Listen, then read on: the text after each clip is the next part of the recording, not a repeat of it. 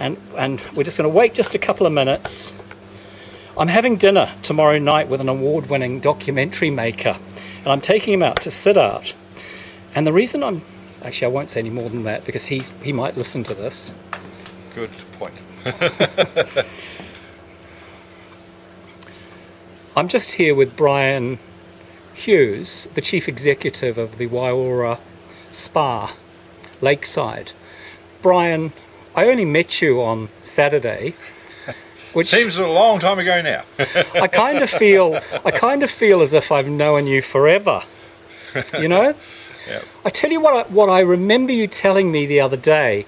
When I was in London, I had a very good editor. His name was Godfrey Golson. He was married to a woman called Jill Holden. She was an Australian. And he said to me, my wife's father started the Holden motorcar company. The dynasty. And you were mentioning something about Holden Hamilton and how this bay was named. Could you just tell me a little bit about that? Sure. What's actually happened with the where we are with the WAI ORA Lakeside Spa Resort? The building that we've actually used as the centrepiece for the complex was built in 1932, and it was built by one of the Hanna brothers of the Hanna Shoe Shop. Hanna Shoe Shop. And he was here for about 17 years. They used it as a holiday property. Right. And obviously it took quite a lot of the farmland up as part of the the Hanna's estate back then. And so the bay was named after them as Hanna's Bay. Hanna's Bay. Now, when they sold the property, they sold it to a well-known Rotorua family, and their name was Holden. Holden. Now, okay. After being here for about 10 years, etc., they said, well, how come Hanna managed to have a bay named after him? Why can't we do the same? So, in the end, there was a compromise that was actually met. And so, if you draw a straight line off one of the wings of the accommodation block of the resort, you'll find that there's an imaginary line, and on one side is Holden's Bay, and on the other side is Hanna's Bay. So that's how they managed to placate the two major influences of the original building that was here. Right. But it is one big bay. And how long has the building been established here? Well, the Hanna's brother, who first built the house here, that was built in 1932, so it's beautiful Rimu floors. The tile roof has got Rimu rafters and what have you. It's really quite an amazing building. And when we decided to build the resort about 4 years ago, and the reason why we came here is that WAI ORA means healing waters. And the thing that really intrigued us was that we've got a river or a stream going right through the property. Which is good in Chinese feng shui. Oh, it is. And it's also, from a Māori perspective, water is a very, very important element. And obviously, WAI ORA means healing waters. Yes. So this is the right place for us to be. And we established WAI ORA first at Hell's Gate. Right. So if you like, within our group, we have Hell's Gate, which is known as our historic spa. We do the mud baths with the mud coming up from the geothermal process. Yes. Here is the more contemporary spa where we do all of our indigenous herbs, spices, and indigenous treatments, Māori therapies and what have you. And we look after Makoia Island, which is a beautiful nature reserve in the middle of Lake Rotorua. Yes. And that has beautiful, natural soda water pools. So we've actually got the whole thing covered. So we have historic spa, nature spa, and the contemporary spa. Fantastic. Look, yesterday when we were having a drink in the Makoia restaurant, your restaurant, and I was with my friend from London, who I bumped into, purely out of coincidence. I mean, if I'd gone to Hell's Gate the day you asked me to go, you would have missed it. I would have missed an old friend of mine from Notting Hill who lived round the corner from me. Now, while we were having dinner, I explained to you that I love soap. Correct. I absolutely love decent French milled soap.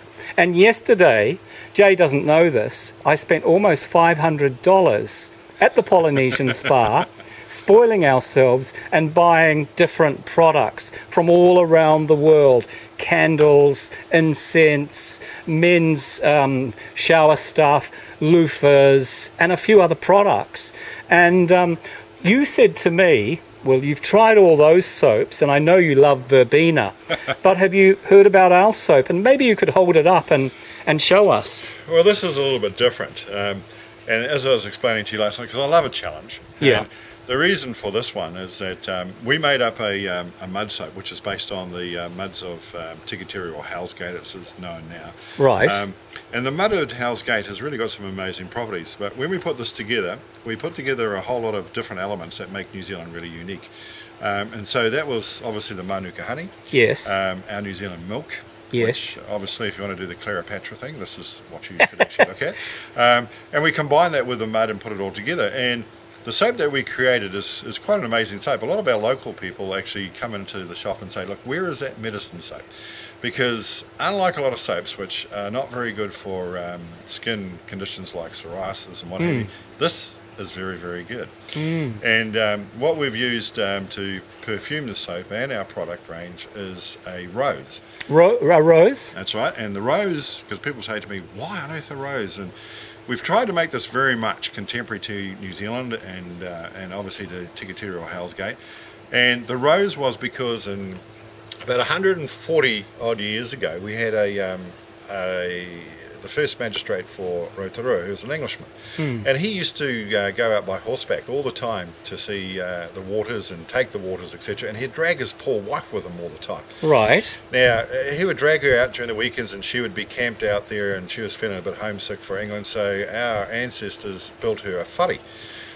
What is a whare? A whare is a traditional Māori house, etc., which is a lot more substantial than a tent. Right. And because she was so homesick, they decided to make her an English cottage garden. Right. And one of my ancestors found this rambling rose, and they didn't know what the name was, so they said, oh, well, look, we'll plant the rose so that reminds her of England. And that rose is still growing wild at Hell's Gate today. The rose is still growing in the grounds of Hell's Gate today. And what we did is we used a cold press process, etc., to extract the essential oil of the rose to give it that perfume. And back then, our elders didn't know what the name of this rose was. They said, look, that's simple. That's very easy. The guy's name was Smith. So I said, right, we will call this the Timite rose. Timite. How do you spell it? It's Timatae. Okay. And the Timite rose is actually a translation of Smith. In Maori. In Maori. So that's how we got the Timite rose, and that's what we've used for all of our products. So it's just another way of making a little bit of a connection back to the land where we've got the mud and the healing qualities of the waters from. Now, I was quite surprised last night that you mentioned to me that you export that soap to Britain. Yes, we do. We have quite a few people from around the world who actually have used it, etc. And there's quite a few people who belong to a number of psoriasis societies, etc. Right. And we do export to them. Wow. So yeah, it's got a little bit of a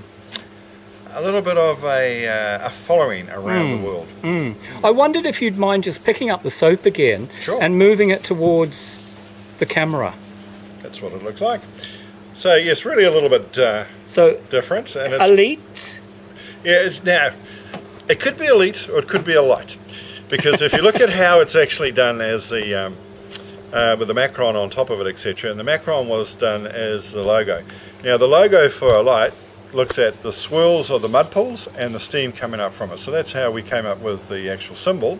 And because that is done like this and put across the actual title, I actually named it as a light, because hopefully after you've used our products, it actually does light you up. And a lot of people said, well, no, this looks like Alite. And I said, you are welcome to call it whatever you like, but it actually works. And it's quite amazing, because a few years ago, when we're looking at our muds, etc., and we have black, white and grey muds out at Tikiteri at Hell's Gate, we had a lovely little lady who came out to see us about 25 to 30 years ago, and her name was Helena Rubenstein. Helena Rubenstein. You are joking. I'm not joking. And she wanted to buy the rights to our mud. And the answer to that was, look, I'm sorry, the answer is no. At any cost? Exactly right. If she'd offered you $157 million Well, it's quite amazing, because a few years ago we were asked by the New Zealand government, could we actually do some work, etc., and expand the amount of geothermal mud that we produce naturally. Now, I believe, I'm a bit of a science buff, etc., so I've got some science degrees in this area, and we believe that we could actually do it. So the government offered us a subsidy to actually go ahead and do it, etc., which was in the millions. And then the question that we raised was, well, okay, who owns the IP once we've actually established this? And the answer came back, well, we do. And I said, well, in that case, thank you, but no thank you. Fair enough. I think that gives you the idea that we're not here. For obviously, we're going to be around for a long, long time. But you're not here for a fast buck. No, not at all. That's not what we're about. This spa, I get the feeling, having Jay and I have been here now, this is our fourth day. Fourth day. This is our fourth day, and all the staff have been absolutely beautiful to us.